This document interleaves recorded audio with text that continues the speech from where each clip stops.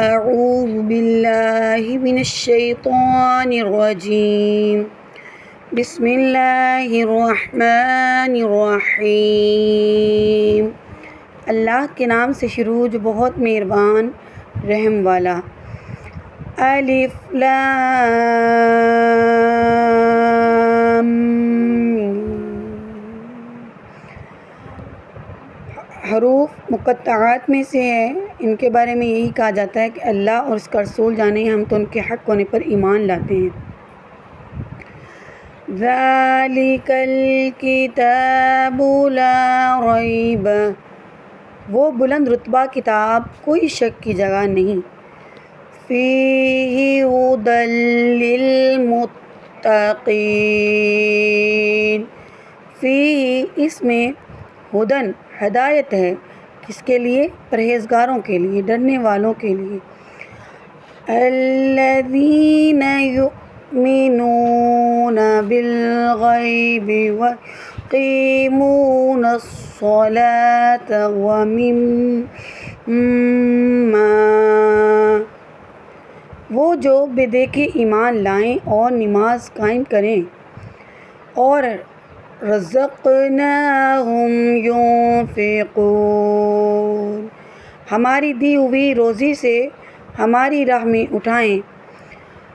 والذین یؤمنون بما انزل الیک، اور وہ کہ ایمان لائیں اس پر جو اے محبوب تمہاری طرف اترا۔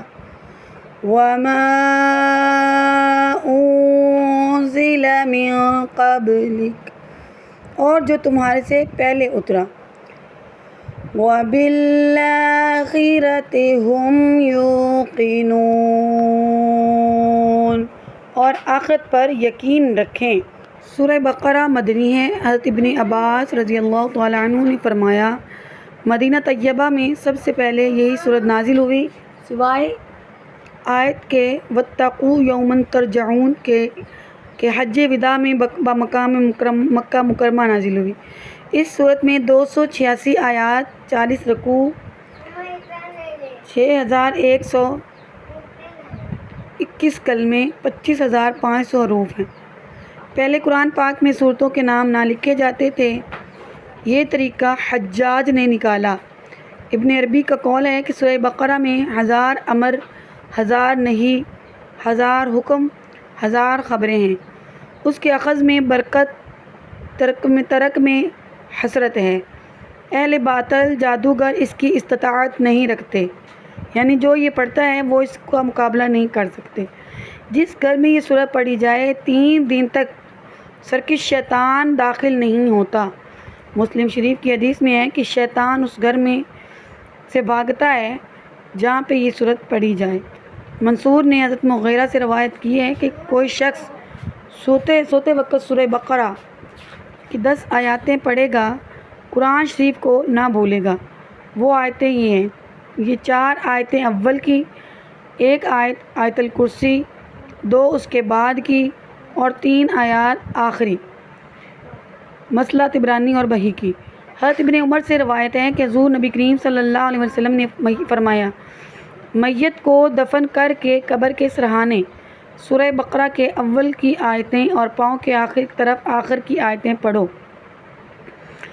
اس سورت کے نازل ہونے کا جو شان نزول ہے، اللہ کریم نے اپنے حبیب سے ایک کتاب کا وعدہ فرمایا جو نہ پانی سے دھو کر مٹائی جا سکے نہ پرانی ہو۔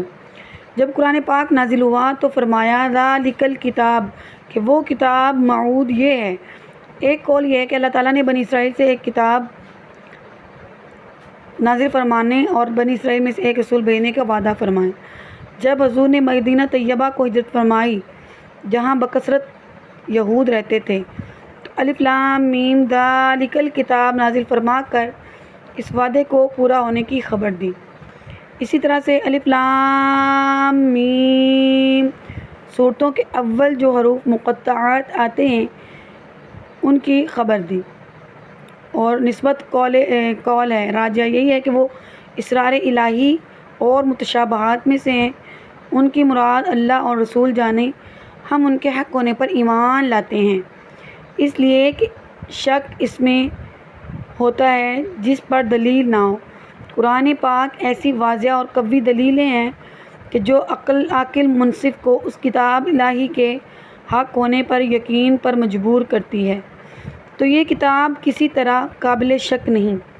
جس طرح اندھے کے انکار سے آفتاب کا وجود مشتبہ نہیں ہوتا، ایسے ہی مہان سیاہ دل کے شک و انکار سے یہ کتاب مشکوک نہیں ہو سکتی۔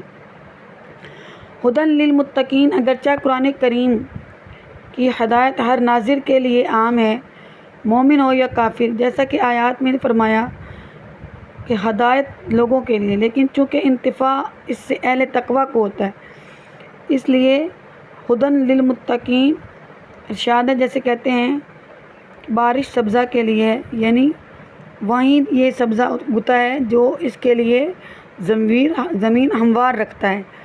تو جو دل ہموار ہوتے ہیں، یہ قرآن پاک بھی انہی پر نازل کیا جاتا ہے، انہی کے دل پہ اترتا ہے۔